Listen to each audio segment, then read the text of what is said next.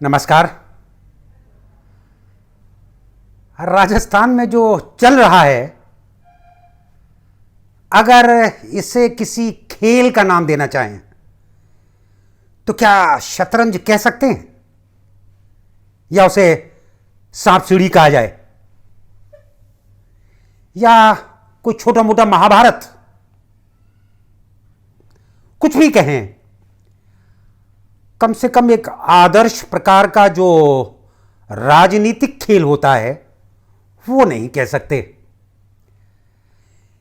किसी भी राजनीतिक खेल में, खासतौर पर लोकतांत्रिक राजनीति के खेल में,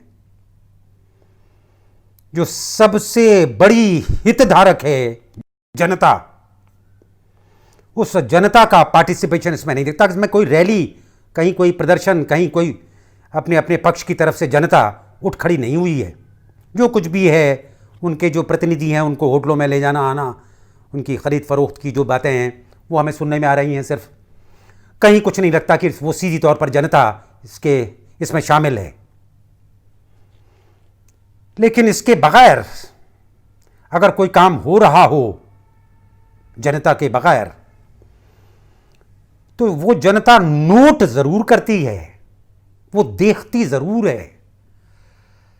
अपने प्रतिनिधियों के प्रति प्रत्यक्षीकरण यानी परसेप्शन, वो उसके दिमाग में जरूर बनता है, छवि। और वो जो छवि है, अगर इस 8-10 दिन में देखें हम, और ख़ासतौर पर जिस तरह से जो काम सदन में होना था वो सदन में ना होकर उसकी तैयारी का काम होटलों में चला, इसके पहले भी चल चुका है कई प्रदेशों में, और होटलों में चलते हुए जब उसकी कोई परिणति, कहीं कोई स्थिति नहीं बनी और समय की जरूरत पड़ी तो वो अदालत तक भी गया, वह कोर्ट में, हाई कोर्ट में गया। किसी को नहीं पता क्या कि जो हाई कोर्ट है वो जगह नहीं है इस तरह के फैसले जहां से मिल सकें। सबको पता है, ये उन वकीलों को भी, जो सभी पक्षों के वकीलों को इसका अंदाजा है।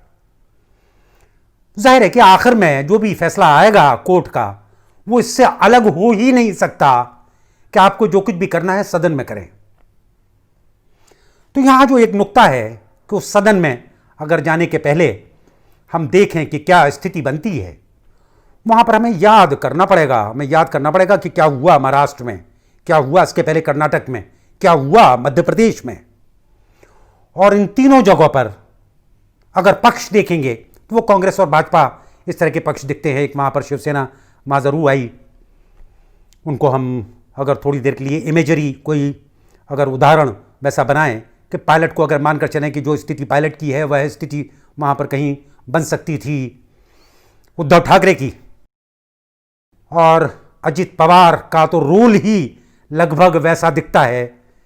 अगर इस कहानी में, इस महाभारत में या इस खेल में अगर हम कोई हिसाब लगाना चाहें, उधर मध्य प्रदेश में ज्योतिरादित्य सिंधिया, उनकी जो भूमिका थी उसका जिक्र हल्का फुल्का सा तो हो चुका, लेकिन उसको उस लिहाज से देखा नहीं गया।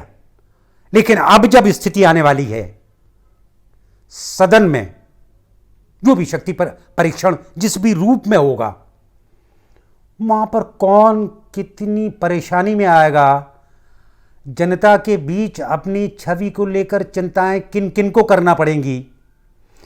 यहां पर एक बहुत हल्का सा जिक्र किया जा सकता है कि जो भी पायलट, यानी सचिन पायलट और गहलोत, उनके पास तो फिर भी एक अपॉर्चुनिटी, उनके पास एक मौका है कि अगर वो परास्त होते हैं, अगर वो हारते हैं, अगर वो कहीं परेशानी में आते हैं, तो वो एक तमगा विक्टिम का, पीड़ित होने का वो पा सकते हैं।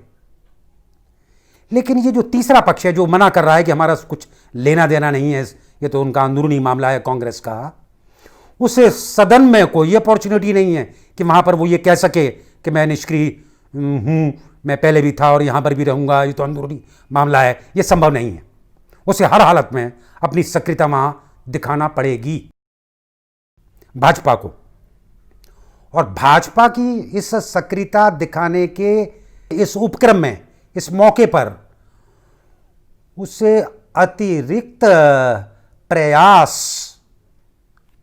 जोड़तोड़ या कोई हरकत वो करना ही होगी, और वो नहीं करना चाहेगी तो बहुत ही मुश्किल में फंस जाएगी। भाजपा के सामने मुश्किल ये है कि अगर वो सदन में अतिरिक्त सक्रियता दिखाती है तो वो सक्रियता सरकार को परास्त करने के अलावा कुछ हो नहीं सकती, और सरकार को हराने में उसको जो अतिरिक्त प्रयास, जो अतिरिक्त कवायद करना पड़ेगी, उस कवायद करने के उपक्रम में जनता की नज़रों में उसकी जो छवि है वो दांव पे लगती है।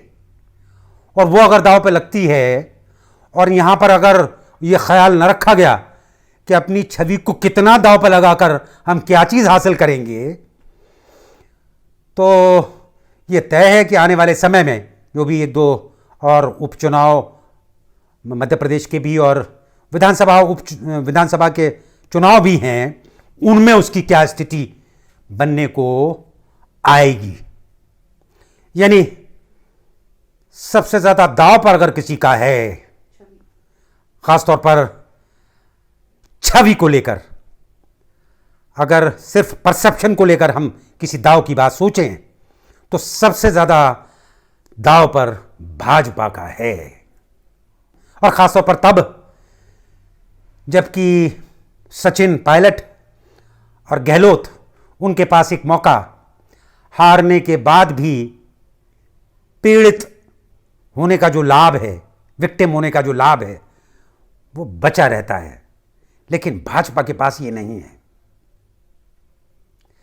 कुल मिलाकर सिर्फ छवि की बात करें, अगर बाकी सब लाभानी छोड़ दें, सिर्फ छवि की बात करें, जनता की बात करें, जनता की नज़रों में अपने अपने जन प्रतिनिधियों की, अपनी पार्टियों की छवि की बात करें, तो सबसे बड़ा जोखिम, सबसे बड़ी मुश्किल छवि को लेकर वो भाजपा के सामने है। धन्यवाद।